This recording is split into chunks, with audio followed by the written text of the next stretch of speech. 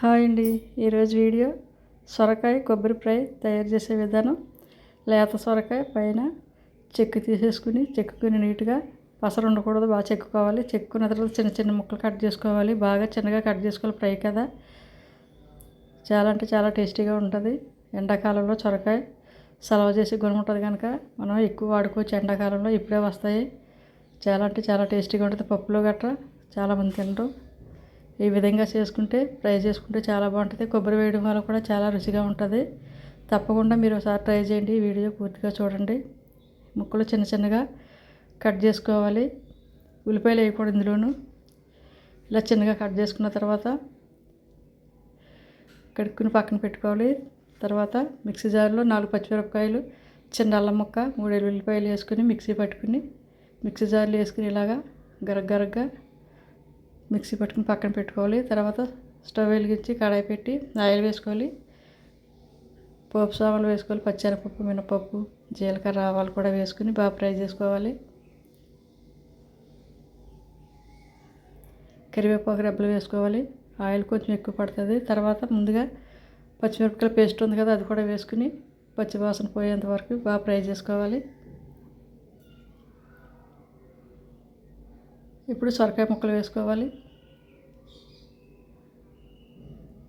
కొంచెం పసుపు, సరిపడా సాల్ట్ వేసుకుని బాగా కలపాలి. ఇష్టమైన వాళ్ళు ఉల్లిపాయ ముక్కలు వేసుకుంటారు. నేనైతే ఉల్లిపాయలు వేయలేదు.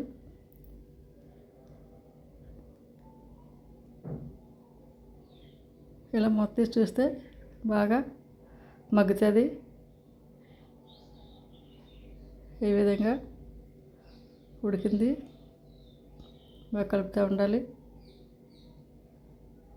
తర్వాత కొబ్బరికాయ ముక్కలు మిక్సీ జార్లో వేసుకుని పేస్ట్గా చేసుకోవాలి. ఈ విధంగా పేస్ట్ని తయారు చేసుకున్న తర్వాత ఈ కూరలో వేసుకోవాలి. ఈ కొబ్బరి వల్ల చాలా కమ్మగా ఉంటుంది. ఉల్లిపాయలు వేయడం వల్ల తీపి వస్తుంది.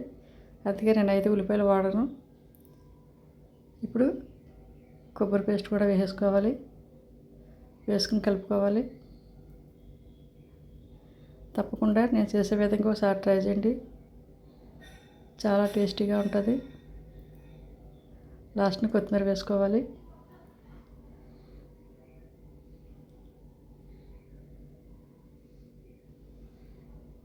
సొరకాయ ఫ్రై రెడీ అయిపోయింది.